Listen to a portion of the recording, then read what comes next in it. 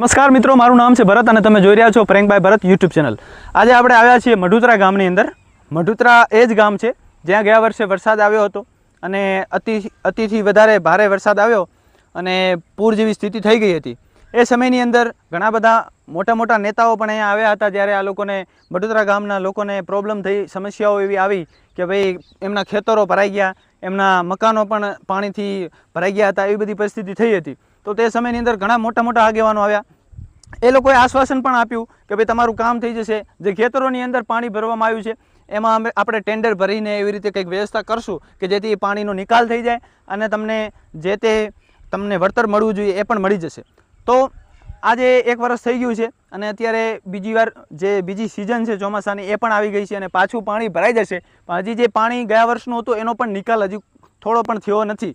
એના વિશે વિસ્તૃતમાં આપણે વાતો કરશું ગોવિંદભાઈ સાથે, જેઓ અહીંયાના જ વતની છે અને આમાંથી થોડી ઘણી જમીન એમની પણ છે। તમે જેમ વાત કરી કે ભાઈ ટેન્ડર પાસ થયું હતું અને સરકારના ઘણા મોટા મોટા નેતાઓ પણ આવ્યા હતા અને એ લોકોએ આશ્વાસન આપ્યું હતું। પહેલાં તો એ જણાવો કે કોણ કોણ આવ્યું હતું અહીંયા? એક તો આપણા સાહેબ રાજ્યસભાના વિશ્વકર્મા સાહેબ આવ્યા હતા, જગદીશ વિશ્વકર્મા ભાજપના હાલમાં એ પ્રમુખ છે। હા, પ્રમુખ છે। પછી રાધનપુરના ધારાસભ્ય શ્રી લવિંગજીભાઈ ઠાકોર સાહેબ આવ્યા હતા, રાજુભાઈ કરપડા આવ્યા હતા, બધા દિગ્ગજ નેતાઓ આવ્યા અને એમને અમે આશ્વાસન આપ્યું કે તમારા પાણીનો નિકાલનો પ્રશ્ન અમે છે એ જે ચૂંટણી આવશે જિલ્લા પંચાયતની ત્યાં સોલ્વ કરી નાખશું। પણ જિલ્લા પંચાયતની, તાલુકા પંચાયતની ચૂંટણી ગઈ, હજી પણ કોઈ નિકાલ કર્યો નહીં। અમે ઠેક ગાંધીનગર સુધી ગયા હતા વિધાનસભામાં, અમારા વડીલો બાપ દાદાઓ બધા ગયા।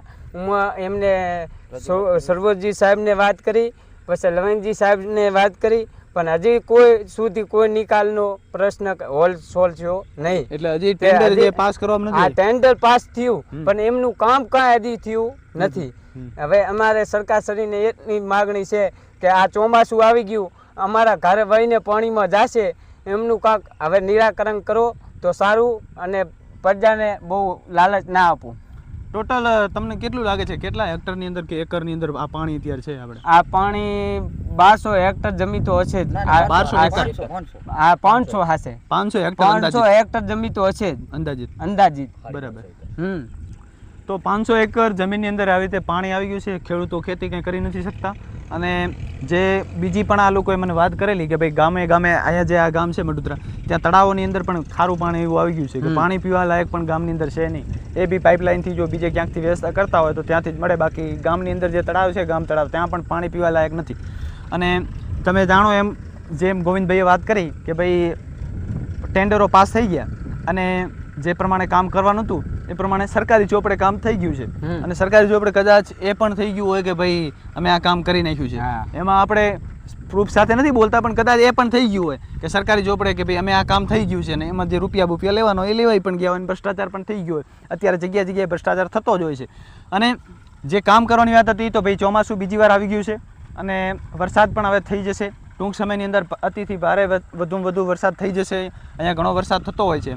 તો એકવાર જે પાણી ગયા વર્ષનું હતું એ પણ હજી એમને એમ જ છે, એમાં કંઈ કામ થયું નથી। અને જે લાઇમલાઇટ લેવાની હતી, નેતાઓને જે વિડીયોઝની અંદર આવવાનું હતું, છાપાની અંદર આવવાનું હતું કે ભાઈ અમે અમારા વિસ્તારનું કામ કરીએ છીએ, અમારા વિસ્તારમાં આવું બધું કરીએ છીએ અમે, તો એ બધું થઈ ગયું હવે। અને જ્યારે હવે બીજી વાર પાણી આવશે, બીજી વાર જ્યારે પ્રોબ્લેમ આવશે, લોકોના ઘર ડૂબી જશે, ઘણા મોટા પાયે નુકસાન થઈ જશે, ત્યારે પાછા નેતાઓ આવી જશે પણ કામ નહીં થાય। એટલે આ બાબતે હું એવું જ કહેવા માંગીશ કે જે સરકારશ્રી છે, જે પણ આ વિડીયો જોઈ રહ્યા છો તે વધુમાં વધુ શેર કરો, સરકારશ્રી સુધી પહોંચાડો અને સરકારશ્રીને એવી વિનંતી છે કે જે કામ કરવાનું છે એ કામ પહેલાં કરો અને જે વિડીયોઝ ઉતારવાના છે એ વિડીયોઝ પછી ઉતારો। મઢુતરા ગામની આ જમીન છે, ગામ મઢુતરા, તાલુકો સાંતલપુર, જિલ્લો પાટણ અને વિધાનસભા રાધનપુર અહીંયા લાગે છે। અને રાધનપુરના ધારાસભ્ય લવિંગજીને એક ખાસ દરખાસ્ત કરવા માગું છું કે જો તમારે કામ કરવું હોય તો પહેલાં કામ કરો અને ફોટોઝ ને એ બધું પછી ઉતારો। જગદીશ વિશ્વકર્મા જે ભાજપના પ્રમુખ છે એમને પણ એક દરખાસ્ત કરવા માગું છું કે ફોટા પડાવ્યા બાદ જે તે વિસ્તારની અંદર તમે વિઝિટ કરો છો તો એ વિસ્તારની કેવી પરિસ્થિતિ છે એ પણ થોડુંક જાણી લો, એમાં પણ થોડુંક ધ્યાન આપો।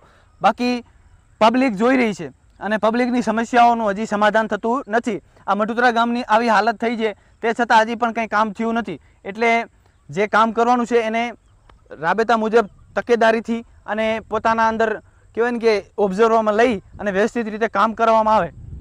બાકી પાછું ચોમાસું આવી ગયું છે અને પાછી આની આ સમસ્યા રહેવાની। ધન્યવાદ।